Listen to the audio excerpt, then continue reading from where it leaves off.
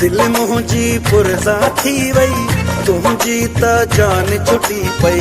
दिल मुंहिंजी पुरज़ा थी वई, तुंहिंजी त जान छुटी पई। सच्चे माण्हू जो हमेशा कदुरु करण वारा कोन हूंदा आहिनि। यार ॾींदा आहिनि तकलीफ़ूं, यार ॾींदा आहिनि, यार ॾींदा आहिनि तकलीफ़ूं, प्यार ॾींदा आहिनि।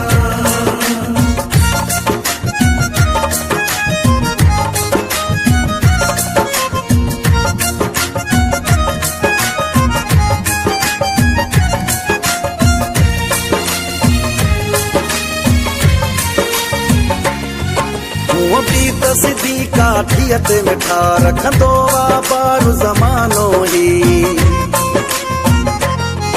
हूअं बि त सिधी काठीअ ते मिठा रखंदो आहे बारू ज़मानो ई। पंहिंजा त ठहियो पर मोहबत में थो रखे तकरार ज़मानो ई। सच्चे माण्हू जो हमेशा कदुरु करण वारा कोन हूंदा आहिनि। यार ॾींदा आहिनि तकलीफ़ूं, यार ॾींदा आहिनि, यार ॾींदा आहिनि तकलीफ़ूं, प्यार ॾींदा आहिनि।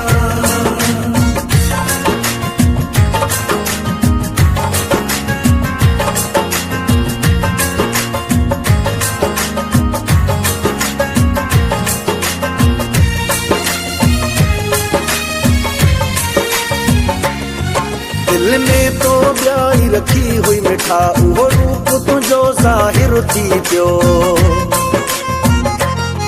दिल में तो ॿियाई रखी हुई मिठा, उहो रूप तुंहिंजो ज़ाहिर थी पियो। नाले में हुई बसि तुंहिंजी वफ़ा, पतो सारो मूंखे पइजी वियो।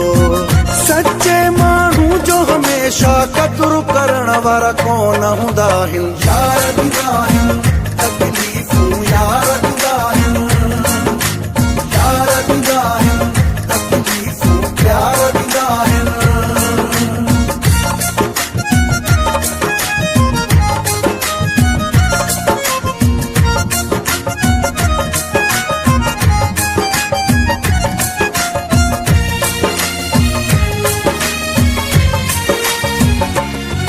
ऋण बारे दिनो हो तो जानी, चाचड़ा अफले गफ़ार दिला। ऋण बारे दिनो हो तो जानी, चाचड़ा अफले गफ़ार दिला। हर कुर्बानी ॾिनी हुई मिठा, बस हिकिड़े तुंहिंजे प्यार दिला। सच्चे माण्हू जो हमेशा कदुरु करण वारा कोन हूंदा आहिनि। यार ॾींदा आहिनि तकलीफ़ूं, यार ॾींदा आहिनि, यार ॾींदा आहिनि तकलीफ़ूं, प्यार ॾींदा आहिनि। दिल मुंहिंजी पुरज़ा थी वई, तुंहिंजी त जान छुटी पई।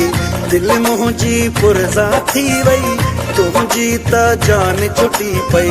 सच्चे माण्हू जो हमेशा कदुरु करण वारा कोन हूंदा आहिनि। यार ॾींदा आहिनि तकलीफ़ूं, यार ॾींदा